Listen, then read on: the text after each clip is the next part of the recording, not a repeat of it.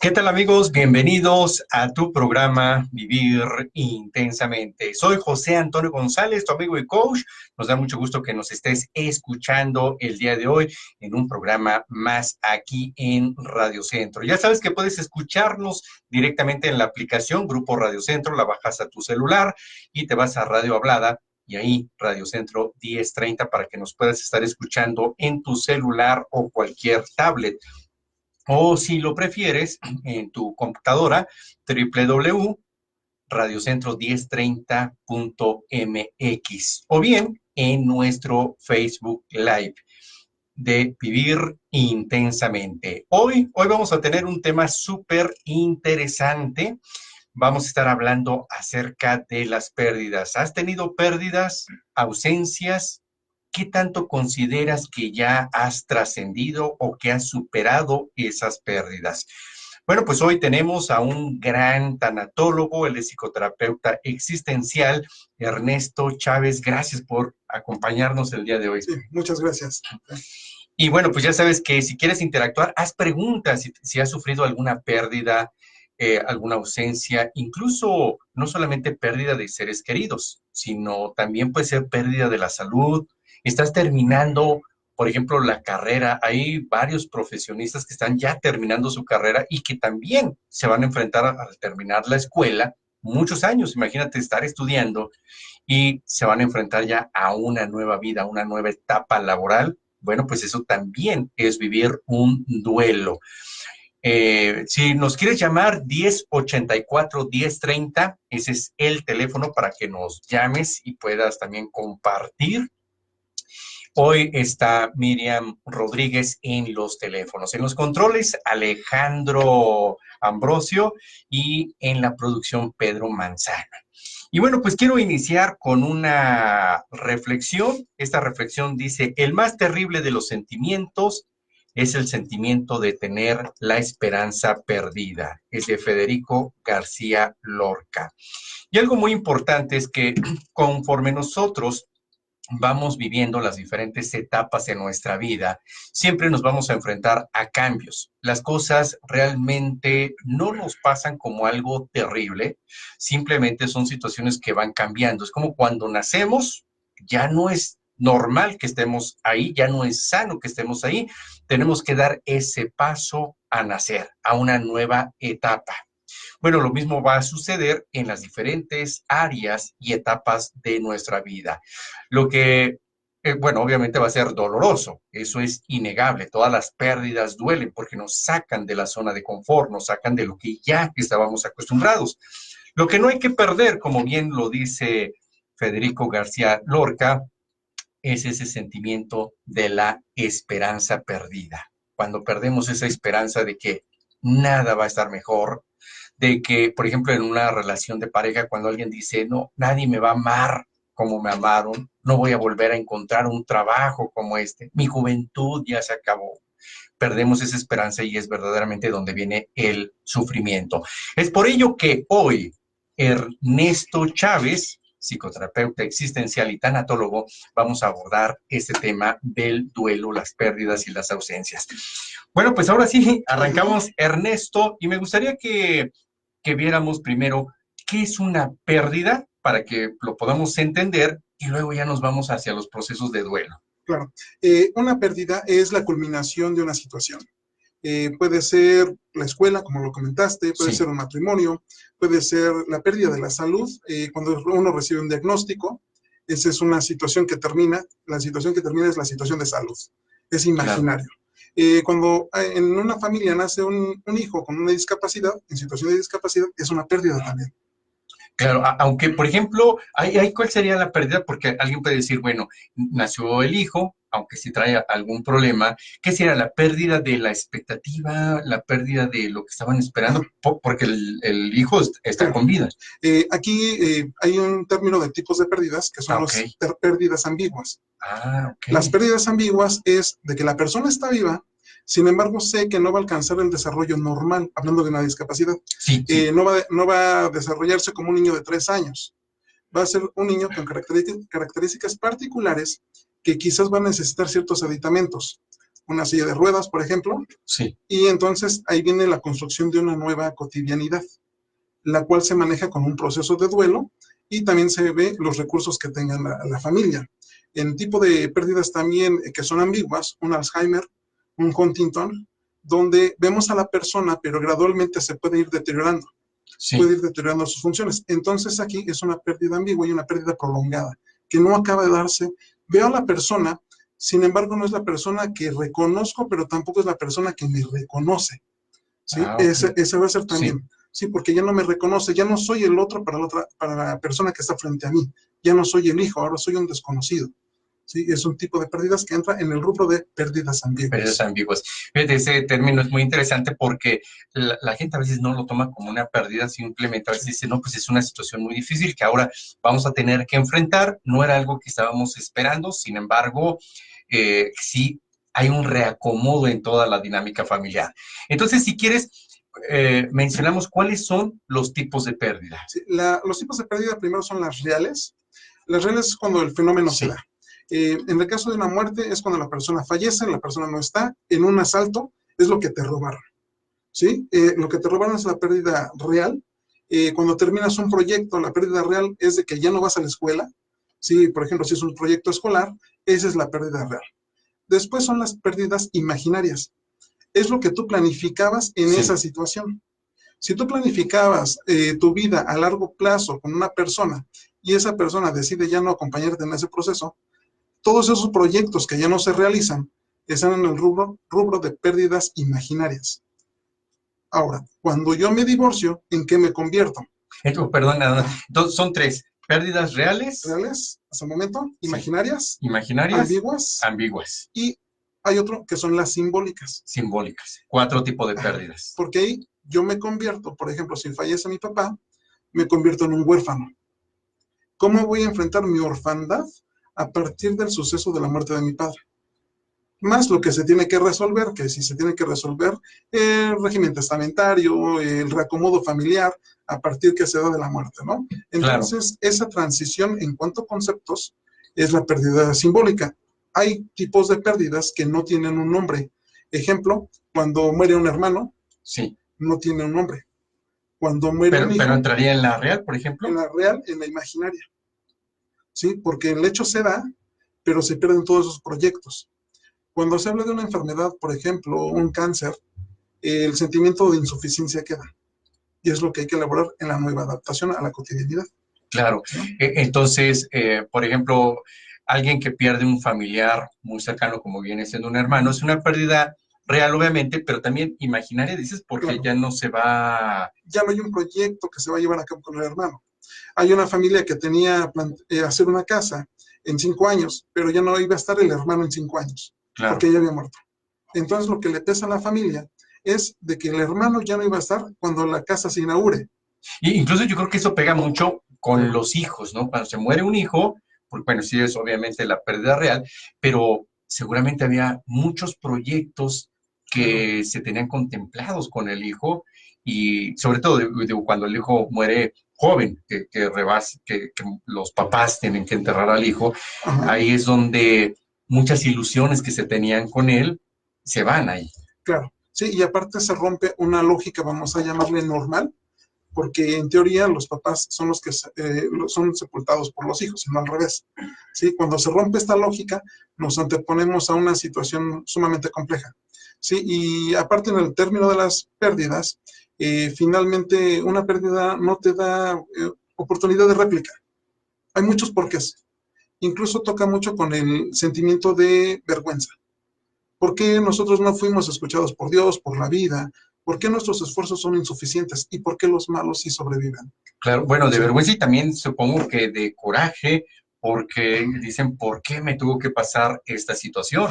Y ese coraje, como decías, hacia la vida, hacia Dios, hacia médicos, o depende de cómo haya sido las circunstancias de esa pérdida, puede ser no sé, a la delincuencia, si es que fue algo, claro, de un asalto, un asesinato, a la vialidad, a veces, porque, bueno, yo me acuerdo una vez una paciente que se culpaba mucho que le había prestado el coche a su hijo Claro. y tuvo un accidente y ahí falleció. Entonces le echan la culpa o a los demás o a veces a uno mismo. Entonces también entra coraje, ¿verdad? Claro, coraje, impotencia, insuficiencia, porque todo lo que hicimos no fue suficiente, ¿no? En el caso de una enfermedad crónico-degenerativa o una situación de discapacidad, ahí Claro. entra la parte de insuficiencia. Muy bien, entonces todos nos vamos a enfrentar a pérdidas, ya sea cualquiera de estas reales, imaginarias, simbólicas o ambiguas.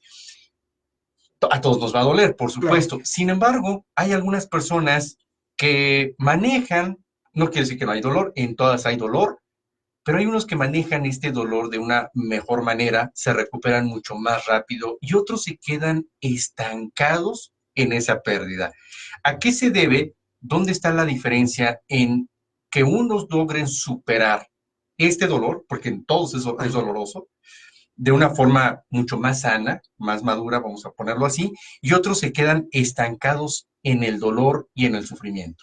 Voy a tomar de punto de partida dos tipos de personalidad, que es un tipo de personalidad A, que es reactiva. Sí. La persona reactiva es la que va a ir hacia adelante, siempre va a ir más hacia el actuar. Es una persona que incluso, aquí también hay que evaluar si el duelo realmente está superado o si la persona ya se adaptó a la pérdida. Sí. Porque puede dar la apariencia de que sí es funcional, sin embargo hay un duelo inhibido o negado. ¿Sí? Okay. Y hay un fenómeno que es un mecanismo de defensa que se llama la huida hacia adelante. ¿Huida? Huida hacia adelante. Donde me lleno de actividades y al llenarme de actividades da la apariencia que ya he trascendido el proceso doloroso. Pero el cortisol, el estrés, me ayuda a verme, vamos a llamarle normal. ¿Sí? Y sin embargo, esto lo podemos ver cuando hay una muerte de un hijo. Alguno de los dos es la huida hacia adelante, se llena de muchas actividades y alguien se queda llorando en casa. Y esto podemos tener otro tipo de personalidad, que es el B, que tiene una tendencia a la depresión. ¿Sí? Y el otro, que es personalidad A, tendencia a la acción como tal. ¿Sí? Y aquí hay que evaluar qué es lo que pasa de la piel hacia adentro, pero también de la piel hacia afuera. Claro. Ahora, ¿quién enfrenta mejor las pérdidas? Porque pensaríamos que el A tiene como más fuerza, más fortaleza para enfrentarla, pero también puede ser que tenga coraje y sea más impulsivo y haga muchas cosas o se llene de actividades, como lo decías. Y el B la personalidad B, podríamos pensar, mira, pues se tiende hacia la depresión, va a estar muy triste, va a estar llorando, pero a lo mejor hace también un trabajo de introspección y en un momento dado también lo podría superar. Si hay diferencia, no en cómo lo manejan, sino en que a una personalidad le pegue más que a la otra. Sí, y también va a depender de si hay un historial de depresiones no manejadas. Si ese historial, que ya lo vamos en el ámbito clínico, es lo que le va a ayudar o le va a entorpecer un proceso también adaptativo a la nueva realidad, a la nueva situación que se está viviendo. Claro, entonces cuando está la pérdida, decíamos, de hecho así viene en los libros clásicos, donde hay primero la negación y la persona dice, no, no puede estar pasando, esto no me sucedió a mí, esto no es posible.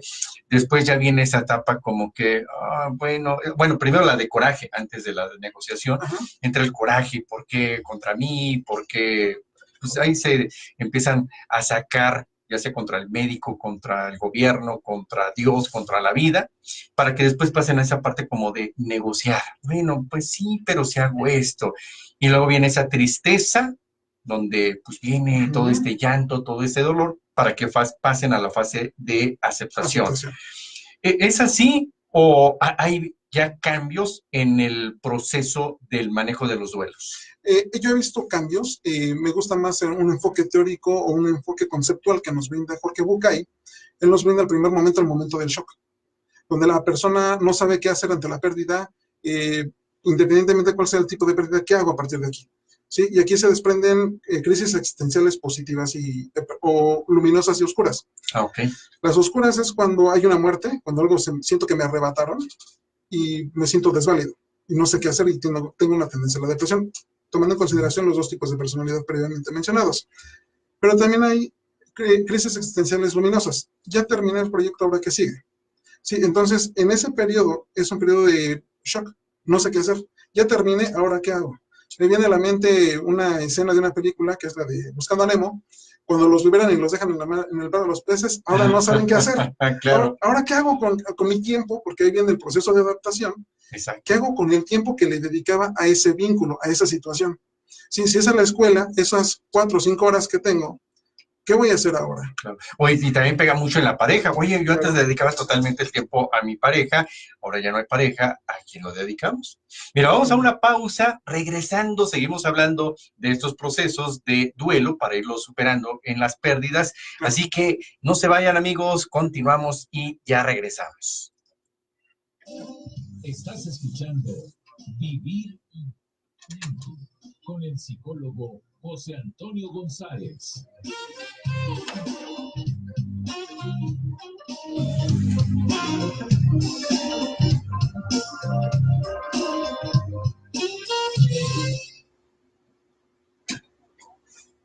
También es la situación de salud.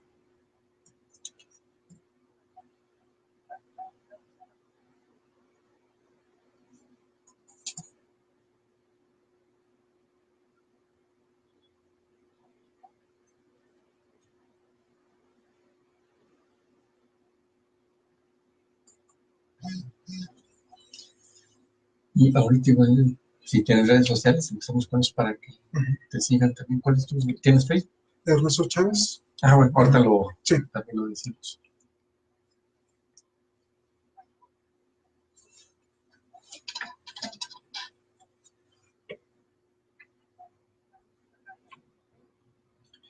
Ah, bueno, entonces ahorita hablamos de los procesos de duelo y cómo irlos superando, las diferentes etapas. Y los tipos de ausencias, ¿sería también? ¿O? Las ausencias, porque la ausencia es, ahora sí que la ausencia se da, ¿no? Cuando no están presentes, ¿no? Ok. Ahora ya terminó.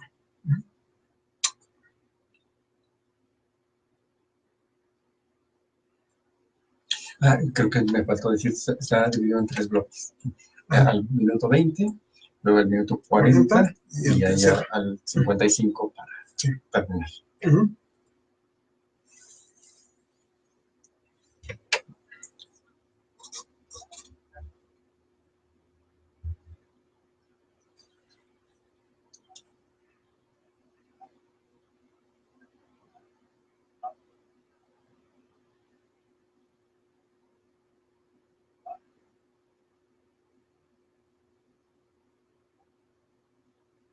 Después de esta regresamos. ¿Cuáles son tus hábitos y tus rasgos? ¿Qué rasgos de confianza tienes en ti mismo? ¿Cómo te relacionas con los demás? ¿Cuándo confías en los demás? ¿Sientes verdaderamente que mereces la riqueza? El hecho es que tu carácter, tu forma de pensar y tus entonces, bueno, tipos de las fases, ¿cuáles son acá? Tus intereses pueden crecer únicamente hasta donde crezcas tú.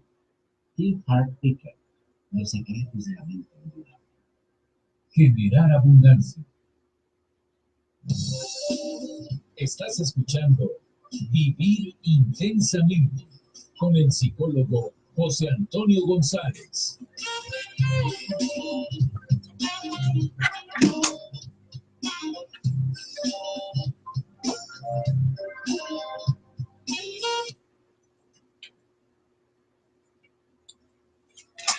Bien, amigos, ya estamos de regreso aquí en tu programa Vivir Intensamente. Claro, por la plataforma de Radio Centro. Ya sabes que puedes interactuar con nosotros si lo quieres hacer en Facebook y así además nos ves en el Facebook Live de Vivir Intensamente para que te agregues a nuestra comunidad y también puedas estar interactuando. Por cierto, un gran saludo a quien ya está con nosotros, se han unido. Belia Fuentes, que nos dice excelente programa, gracias. Magali Jaramillo también, felicidades, excelente tema. Gaby Quiles, también gracias por estarnos viendo. Salomé González y Patricia Miranda. Y también para que nos digas tus redes sociales, Ernesto, para que también te sigan. ¿Cuál es tu Facebook? En el Facebook, el personal es Ernesto Chávez. Tengo uno dedicado a la parte de la tanatología, psicotanatólogos. ahí, y el teléfono de localización es 5532-3323 del Centro Raíces. Perfecto, ahí también para Sí. que nos puedan estar siguiendo. Y bueno, pues hoy es un tema súper interesante porque estamos hablando de los duelos, de las pérdidas, de las ausencias y lo más importante, cómo salir adelante, cómo hacerle frente a las pérdidas, porque siempre a lo largo de la vida nos vamos a enfrentar a cambios, a pérdidas. Muchas de ellas, por supuesto, llevan en la esencia, incluso en la parte lógica, sabemos que es para mejorar, sabemos que nos conviene, pero no por ello nos vamos a dejar de llevar a cabo ese proceso de duelo, que el duelo viene del dolor. Entonces, Ernesto, antes de la pausa, nos decías que el primer momento es de shock. De shock, de confusión, no sabemos qué hacer. Posteriormente viene una situación donde me doy cuenta de la realidad, pero empieza a generarse este proceso doloroso apenas. Porque es doloroso de no puede ser, el qué voy a hacer, ya con una cuestión de oportunidades y posibilidades que están visualizando. Hay un punto en particular que pienso que es el más riesgoso, que es la parte de desolación. Cuando me doy cuenta que lo que yo estoy sintiendo, nadie más lo va a vivir, porque estamos hablando que la pérdida es una. Si en una familia se fallece el papá, cada uno de los hermanos lo va a dimensionar de manera diferente. Por eso el esquema enfrentativo ante la ausencia va a ser totalmente diferente. En este momento va a dar la impresión de que nadie me comprende, sí, nadie me entiende. Aquí hace contacto con el enojo y puede haber regresiones, donde voy a enfrentar el enojo a partir de mis recursos previamente establecidos, ¿no? Puede ser que me torne violento, puede ser que me torne ríspido en la relación con los demás. Ahora también hay una parte de la aceptación que se divide en ambas partes, en dos partes, perdón. Una de ellas es la diferenciación. La persona que fallece quedó ya en el tiempo. Yo sigo vivo. A partir de ahora, ¿qué voy a hacer? ¿Y qué aprendí de la otra persona? ¿Qué es lo que voy a conservar del otro vínculo? ¿Sí? Entonces aquí, en la adaptación a la pérdida, se utiliza principalmente con niños la metáfora para ir rescatando esos principios, esos preceptos que la persona hereda a la persona, ¿no? Uh-huh. Ahora, eso también, si lo pasamos a las crisis luminosas, también voy a ver qué es lo que aprendí en la situación que estoy terminando. Si es una cuestión escolar, si es un proyecto, incluso en un matrimonio si lo termino. En el matrimonio también hubo cosas muy buenas y muy rescatables que hay que manejar, ¿sí? Y claro, esto nos va a servir para un proceso adaptativo a la nueva realidad, a la construcción de la nueva realidad, ¿sí? Claro, pero entonces ahí es ya cuando se tiene esa madurez y se va pasando por todas esas etapas. O sea, claro, pasamos, para sintetizarlo entonces, está el shock, donde está, ¿no? ¿Cómo es posible?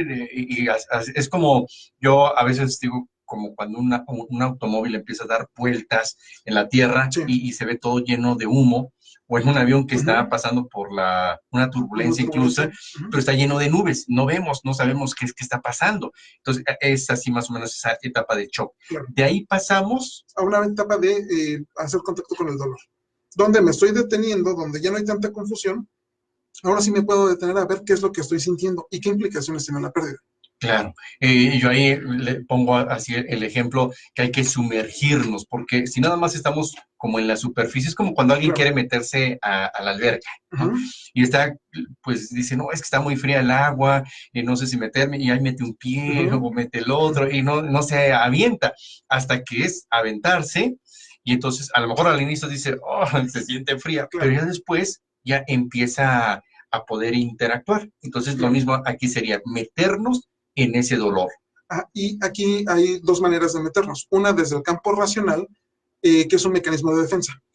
Lo importante es hacerlo desde el punto emocional, porque desde el punto emocional es realmente cuando yo estoy dimensionando qué es lo que estoy perdiendo realmente en el vínculo que se está terminando, pero también de mí qué se está yendo. Hay una parte que se llama expropiación de la pérdida. Sí, a ver, ¿cómo? ¿Sí? Si quieres platicarnos un poquito de esto para que podamos entenderlo y para en un momento dado que estemos con una pérdida, hacerlo. Claro, ¿por qué? Porque finalmente cuando yo soy perteneciente a una familia, tengo márgenes de seguridad que las voy a depositar en papá o en mamá. Entonces, cuando papá o mamá fallece, donde yo estoy depositando esa seguridad, empieza mi faceta de yo inseguro. Entonces, el yo seguro ya terminó. A partir de ahí, voy a ver qué realmente de lo que me brindaba mi papá o mi mamá era lo que me hacía sentir seguro. Que pueden ser desde su cobijo, su protección, el momento de que llegaba de trabajar y le contaba mis cosas, o incluso también que podía tener asistencia económica de ellos, ¿no? Independientemente de la edad que tengan, ¿no? Sí, porque a veces hay adolescentes de 40, de 50 años todavía. Sí, donde me brindan esa seguridad. Entonces, eso es lo que se lleva la expropiación de la pérdida. Y es aquí donde, ahora, ¿qué voy a hacer en el plano concreto? En el plano concreto, realmente, ¿qué dimensión tiene esa pérdida? ¿Sí? Porque muchas veces, a partir de una pérdida, he de necesitar volver a trabajar. La casa que tenía ya no la puedo habitar. ¿Sí? Entonces, a partir de ahí, empezamos con esta adaptación a la pérdida. Ok, entonces nos sumergimos a este dolor, es ahí donde vemos cómo nos vamos adaptando. Luego, ¿qué etapa sigue? Sí, lo que es la regresión, que es el enojo, que es como tal el enojo, donde también en esa regresión podemos sentirnos culpables por lo que hicimos en el estado de enojo. Si destruí, es ahí como regresamos, pero ¿qué hubiera hecho de diferente? Incluso yo creo que entre culpa, tristeza, a estar evaluando qué se pudo haber hecho y no se hizo. Ajá. Culpa, vergüenza también, y aquí también se diferencia. La vergüenza es a partir de mis características y la culpa es a partir de algo que yo hice. Por ejemplo, si ya estamos hablando de una enfermedad crónica degenerativa que tarda 3 años o más años, es habitual que en la persona llegue, en el cuidador primario llegue a aparecer el enojo. Entonces, cuando aparece el enojo, la persona se siente culpable de ser mal hijo, de ser ingrato, claro, de no poder cuidar, ¿no? Lo que es el síndrome del cuidador, en el que dice, pues hay cierto coraje, cierta molestia porque está ahí con su familiar enfermo, pero también se siente culpable de cómo estoy sintiendo esto. Y eso es lo que toca con la vergüenza. Porque, ¿qué tipo de persona soy yo que es capaz de enojarse con un familiar enfermo? Entonces, el tema de la vergüenza es muy complicado también elaborarlo en los procesos de duelo. La culpa, de alguna manera, si estamos basados en una cultura culpígena, se buscan hacer mecanismos de reparación, mecanismos compensatorios que son mecanismos ritualísticos, donde voy a hacer una obra, voy a terminar mi licenciatura y en la dedicatoria voy a decir que fue en honor a mi papá. Ese es un mecanismo de reparación de la culpa. Ah, ok. Pero la vergüenza es más complicada. ¿Sí? Porque eso es más hacia uno, ¿no? Porque es mi característica. Soy malo. Entonces aquí es asumir que tenemos derecho de tener ciertas emociones, que se moralizan las emociones, es lo complicado aquí. Y en el proceso de duelo es evitar moralizar las emociones. O sea, de bueno o malo. Que dicen, es malo que yo sienta esto, o es bueno que yo sienta esto. Entonces, para quitarle esta moralización, ¿qué sería lo recomendable? Es decir, alguien siente culpa, siente vergüenza, siente enojo. Lo ideal aquí es, le quitamos la etiqueta de bueno o malo. ¿Qué le damos entonces? Asumir el derecho que tenemos de sentir y de vivenciar esas emociones. Tengo el derecho a sentir esto, lo estoy viviendo, lo estoy sintiendo. Entonces, esa es la etapa de regresión. Claro. Y luego nos vamos a... lo que es la aceptación, que tiene que ver con la diferenciación. La persona que estaba a mi lado ya se quedó atrás. Yo sigo adelante. Ahora, ¿cómo visualizo mi vida a partir de la culminación de esta situación? De la situación que estamos hablando. Sí. ¿Sí? Hay tipos de duelo, tipos de pérdidas que se hacen más complicadas todavía por la naturaleza. El secuestro, por ejemplo. En el secuestro, en el que sigue hacia adelante, lo que interfiere mucho es la información que recibimos de la persona que fue secuestrada, porque en las indagatorias nos vamos a dar cuenta de vidas desconocidas de la persona, ¿no? No es la persona que yo conocía. Entonces, en el que sigue hacia adelante, muchas veces me relacioné con alguien que no conocía. Y entonces, ¿dónde quedaba yo? Ese es lo complicado de este punto, ¿no? En ciertos tipos de pérdidas, principalmente ahorita yo lo enfoqué en la parte del secuestro, ¿no? En la parte de diferenciación es la persona ya se quedó atrás, o el proyecto terminó, ahora, ¿qué sigue para mí? Y también tiene la parte de identificación. ¿Qué de lo que viví con la persona o qué de lo que viví en esta situación lo puedo aprovechar como un aprendizaje? Y es en dónde lo puedo aplicar, qué y en dónde lo voy a aplicar. ¿Qué aprendí y dónde lo voy a aplicar? Claro. Vamos a poner algunos ejemplos. Sí. Hace rato hablabas de alguien que nace su hijo, pero tiene una enfermedad, Ajá. que es la pérdida ambigua. Ambigua. Entonces, saca eso, ¿no? El shock, las emociones, todo esto, y quiere pasar a la fase de aceptación. ¿Qué estoy aprendiendo de esta situación? Un ejemplo ahí para alguien que tiene una situación así, que tiene un hijo enfermo o un padre enfermo también, puede ser que pues ya no tiene Claro. esa vitalidad o esa independencia, incluso esa autonomía por Ujú. hacer las cosas. Y ahora, pues hay esa pérdida justamente Claro. porque ahora hay que cuidarlo permanentemente. Hay ejemplos, obviamente cada uno tiene que sacar su propio aprendizaje, pero un ejemplo de ahí, ¿qué sería? ¿Qué estoy aprendiendo de este familiar enfermo, Más que del familiar enfermo, de la situación. de la situación? Solicitar ayuda. Es algo que puedo aprender. Es muy complicado que nosotros, por la cultura que tenemos, solicitemos apoyo y ser específicos en qué tipo de apoyo requiero. Damos por entendido que el otro va a identificar o va a saber qué es lo que yo necesito sin solicitárselo. Claro, como que va a adivinar o debe de tener la iniciativa de decirme. Claro, por eso preguntas básicas es ¿qué necesitas? Ok. ¿Sí? En el qué necesitas, donde aprenda a pedir apoyo. Donde si yo no sé en dónde ir por información, puedo conocer quién sí sabe y le voy a preguntar. ¿Sí? Si yo no tengo un auto, puede ser que le pida de favor al vecino que me auxilie los días que pueda, Claro. o un día que pueda. O incluso a veces cuando es pesado el familiar, pedirle la ayuda a alguien que me ayude a moverlo. Claro. Y esto va a llevar a lo siguiente. Toda pérdida va a implicar un golpe al ego. Eso va a ser, porque las cosas no son como pensamos, no son como nosotros las planificamos, y nos sujeta a esta renuncia del ego, ¿no? Claro, es un golpe narcisista Narcisista también, ¿no? porque ¿cómo es posible que yo pida ayuda? ¿O cómo es posible que nosotros? O que a Entonces, mí me haya pasado esta a situación. mí, y a los malos no. Aquí es donde moralizábamos, ¿no? Sí. Entonces aquí es incluso aprender a no poner etiquetas o evitar poner etiquetas para pasarlo en afirmativo, ¿no? Evitar poner etiquetas, principalmente ponerme etiquetas. Y hay una técnica importante aquí, es evitar los me. Por ejemplo, ¿por qué Dios me hace esto? ¿Por qué se me murió mi abuelo? Retirando el me es ¿por qué murió mi abuelo? Es totalmente diferente.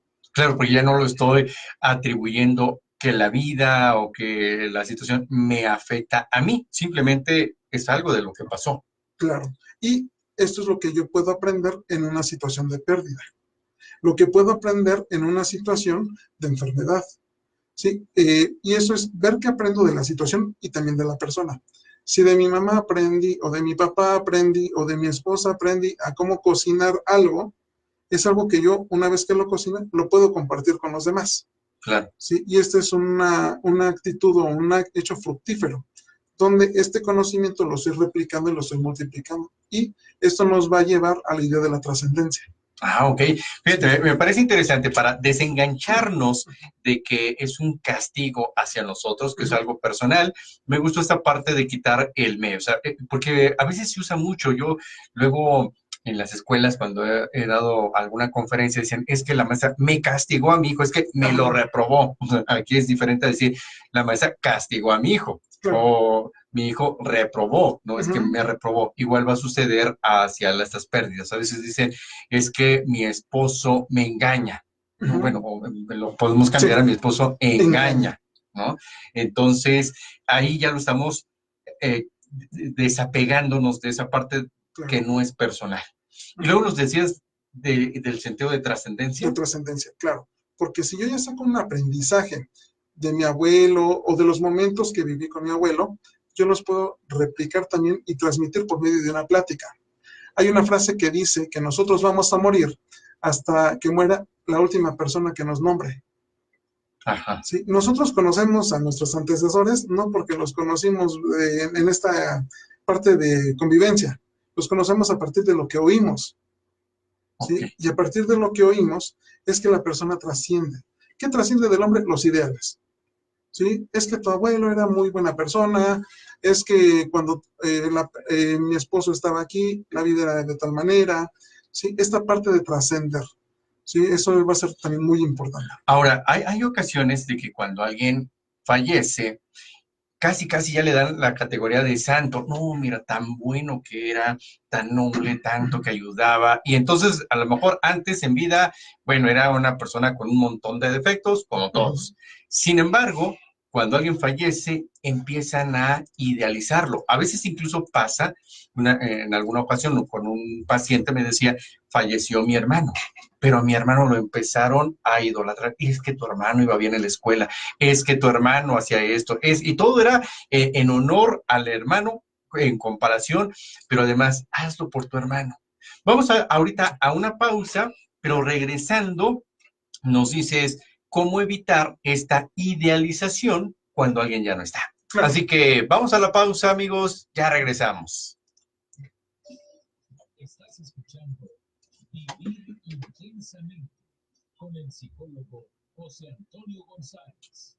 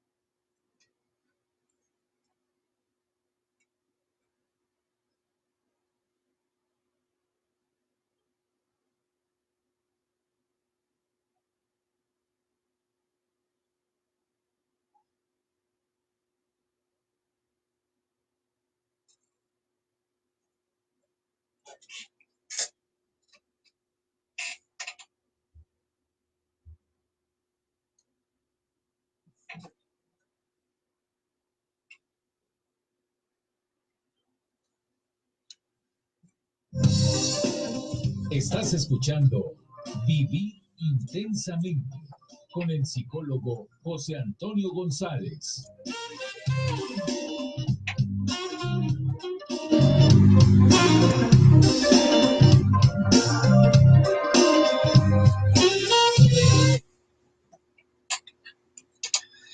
Bien, amigos, ya estamos de regreso aquí en tu programa Vivir Intensamente. Hoy con un gran tema, estamos hablando de las pérdidas, de las ausencias, del duelo y lo más importante, cómo superar estas pérdidas, cómo salir y superar el proceso de duelo para esa trascendencia. Está con nosotros Ernesto Chávez, él es psicoterapeuta existencial y tanatólogo.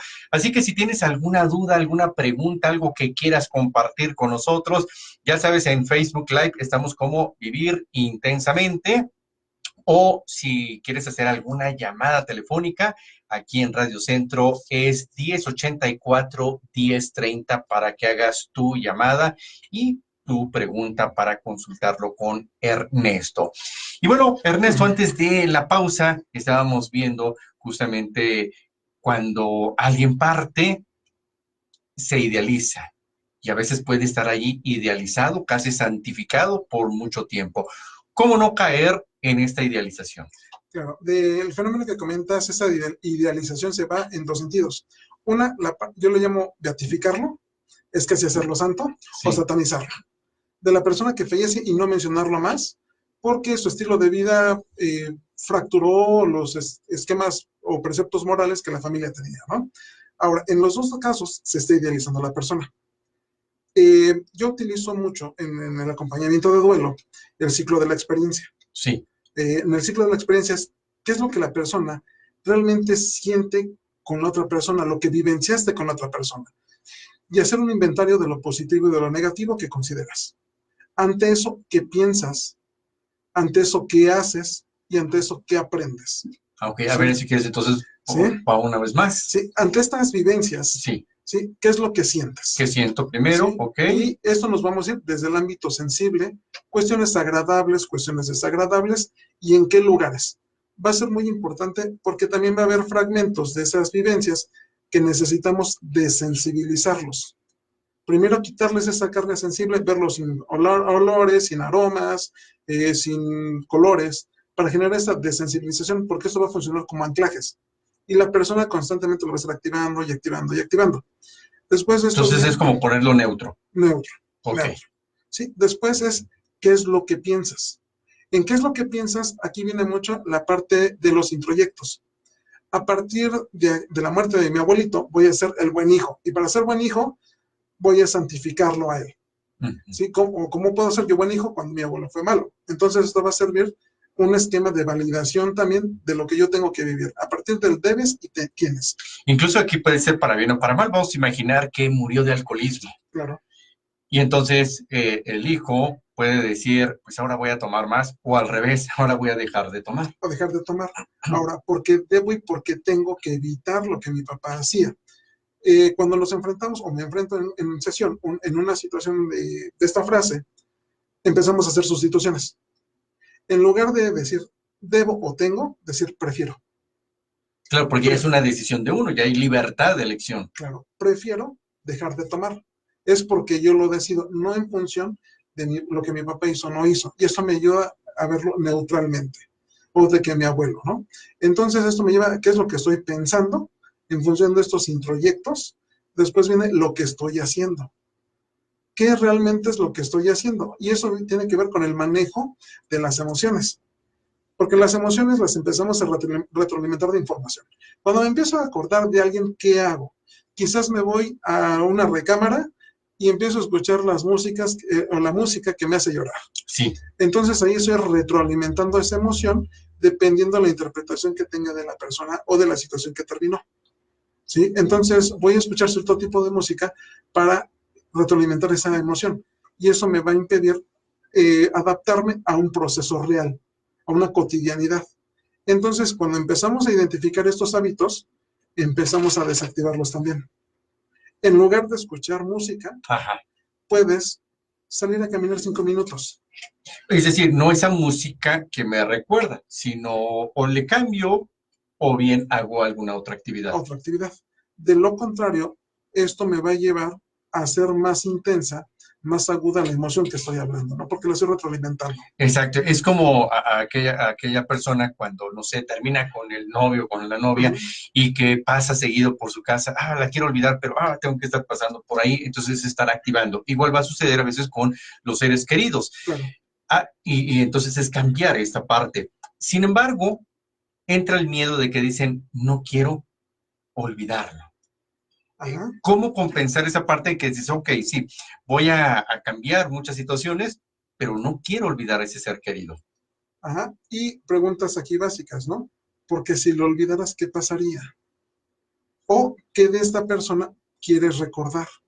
Ok, o sea, no se trata de olvidarnos por completo de la persona, sino que, por ejemplo, lo que dice, si olvidara a mi ser querido, a lo mejor ya no cuidaría tanto la casa o a la familia, como en el fondo realmente hay una serie, ya sea de sentimientos o de cosas que le recuerdan a este ser querido. Claro, incluso cuando nosotros dejamos de olvidar a las personas o las situaciones, hay una ligera sensación de traición o de abandono.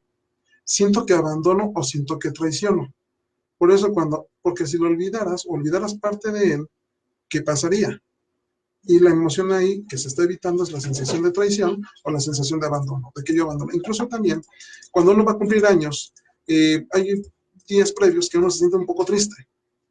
Esto funciona también porque en función de las personas que murieron, nosotros seguimos en la vida y los estamos abandonando. ¿Cómo es posible que yo siga vivo y la persona que tanto quise ya se quedó? Quien haya sido. Entonces, por eso vienen estas sensaciones de depresión también. Claro. ¿Sí? Y eso nos lleva también a abordar a la pregunta que hacías, a cómo evitar idealizar. Porque la idealización nos empieza a llevar en una ruta que nos va a separar de la cotidianidad, de la realidad que estamos viviendo.